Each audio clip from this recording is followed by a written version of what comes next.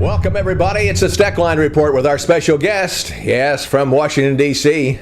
Well, near there anyway. His office is there. Our former Secretary of Agriculture, John Block, who you've heard on my programs for, I don't know, when were you Secretary of Agriculture? I came to work for President Ronald Reagan, and I came in 1981. He was elected in 81, when our first team of first cabinet, there I was. I didn't know anybody in the cabinet. I had met the president once and talked to him one time, but anyway, that's where it started. 1981, and I've been talking to you probably since 1982 for sure. And we're going to talk about the Farm Bill and other items that make a difference to you and I in just a minute. I first got started in the cattle business. My wife and my father-in-law got me into it. I love dealing with the animals and being in the outdoors. At American Ag Credit, I know a lot of them are in the same business that I am. Therefore they understand what I need and what problems I'm against, so they can work with you on it, and it makes it much easier. It's been passed down to me through the generations, and I want to pass it on down to the next generation or two.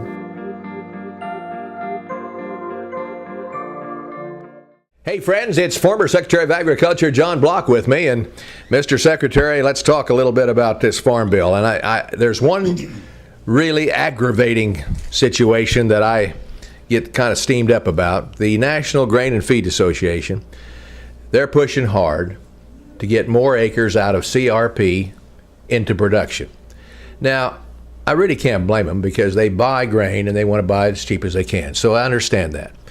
But CRP has been great for America on several fronts, not just the ag front.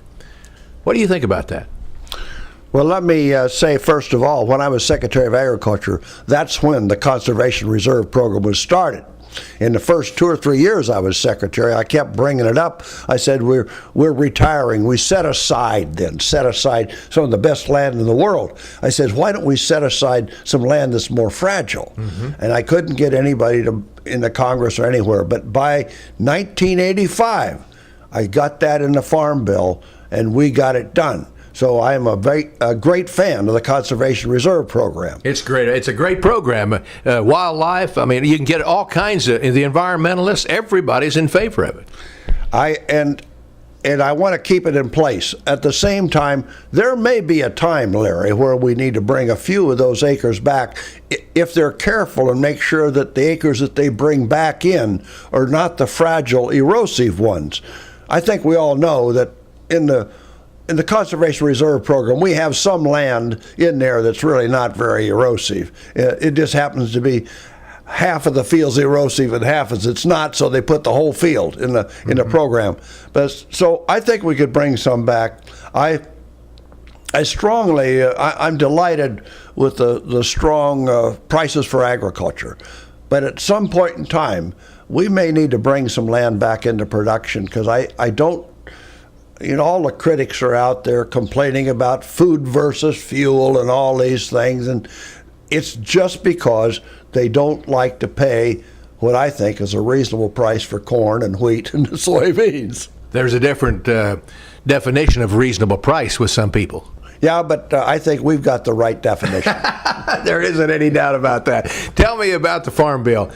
I'm kind of one that I wish they'd just extend this one, but I'm a minority, and because I just don't think this is the right time to put together a farm program. Well, they won't extend this one, so I mean, I say